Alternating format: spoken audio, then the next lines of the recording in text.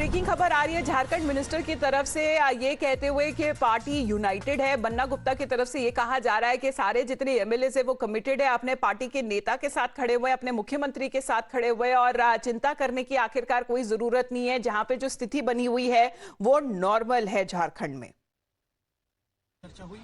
पूरी तरीके से सभी माननीय विधायक अपने गठबंधन के नेता हेमंत सोरेन के प्रति समर्पित भाव से साथ में हैं।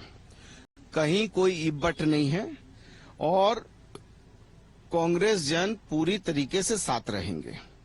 आरजेडी भी पूरी तरीके से साथ रहेगा, तो कहीं इब्बट की बात ही नहीं है।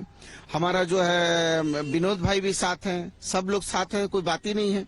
इसलिए जो परिस्थितियां आएंगी, न्यूटन की गति का तीसरा नियम है क्रिया के विरुद्ध प्रतिक्रिया। क्रिया होने दीजिए, फिर प्रतिक्रिया बताएंगे। यानी आप ये कहना चाहेंगे कल कुछ होता है, अगर खुदा न खास्ता जैसा कि आशंका जताई जा रही है, अगर ईडी अरेस्ट कर लेती है मुख्यमंत्री। प्रियंक हमारे साथ लाइव जुड़ रहे हैं सीधा रांची से। प्रियंक, आज वो दिन और वो घड़ी आ जाएगी, बस 1 बजे का वक्त जो बताया जा रहा है कि वहां पर मुलाकात होगी, ईडी की टीम पहुंचेगी सीएम निवास पूछताछ करने के लिए हेमंत सोरेन से। जी बिल्कुल, एक तरफ तो ईडी की पूरी तैयारी है कि हेमंत सोरेन को नए सवालों उनके सामने पेश किए जाएं और ये जो सीजर हुआ है और जो फ्रेश एविडेंसेस की बात को लेकर के ईडी के अधिकारी उनके दिल्ली के आवास पे पहुंचे थे, इन सब चीजों को लेकर उनसे पूछताछ की जाए। वहीं दूसरी तरफ झारखंड मुक्ति मोर्चा की जो सरकार है यहाँ पे, वो भी प्लान बी को लेकर के तैयार है। अमिता, एक तरफ सड़कों पर हम देखेंगे कि जेएमएम के सपोर्टर्स आकर के प्रदर्शन करेंगे और काफी ज्यादा भारी संख्या में उनके यहाँ मौजूदगी होने की बात कही जा रही है, जो लोकल इंटेल यूनिट बता रही है। वहीं दूसरी तरफ हेमंत सोरेन ने कल कई मीटिंग्स की। जैसे ही वो मीडिया उनकी शक्ल देखी कि वो आखिरकार रांची में है। 2 बजे की मीटिंग में हेमंत सोरेन थे।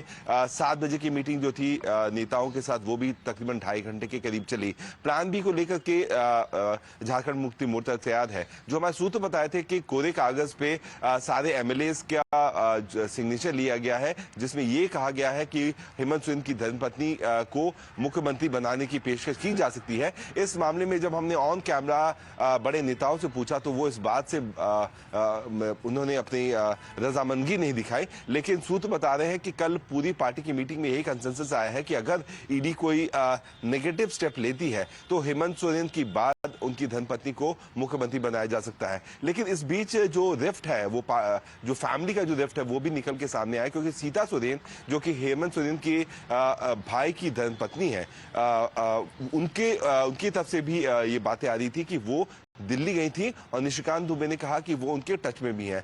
वहीं उसके बाद बसंत सोरेन जो कि हेमंत सोरेन के एक और भाई हैं, उनसे भी जब मैंने खुद बात की तो उन्होंने कहा कि ये सब अटकलें हैं, ऐसी कोई भी बात नहीं है। लेकिन चूंकि ये दोनों सोरेन परिवार के ही लोग हैं, तो जाहिर सी बात है इनकी नाराजगी जाहिर है कि ऐसा क्यों कि एक तरफ तो शिबू सोरेन की जो सियासत है वो हेमंत सोरेन के हाथ में चलेगी, साथ ही अगर हेमंत सोरेन पे कुछ कार्रवाई होती है तो उनकी धर्मपत्नी के हाथ में चली जाए। तो ये सारी चीजें जो इंटरनल रिफ्ट है इनकी खुद की फैमिली में, क्योंकि इनकी फैमिली की जो लेगेसी है वो शिबू सोरेन के नाम पे चलती है, जो कि यहाँ की आदिवासी सियासत के नाम पे चलती है। तो जाहिर सी बात है इन दोनों लोगों की रजामंदगी अगर नहीं होती अमिता, तो जो इक्वेशन से वो खराब हो जाएंगे।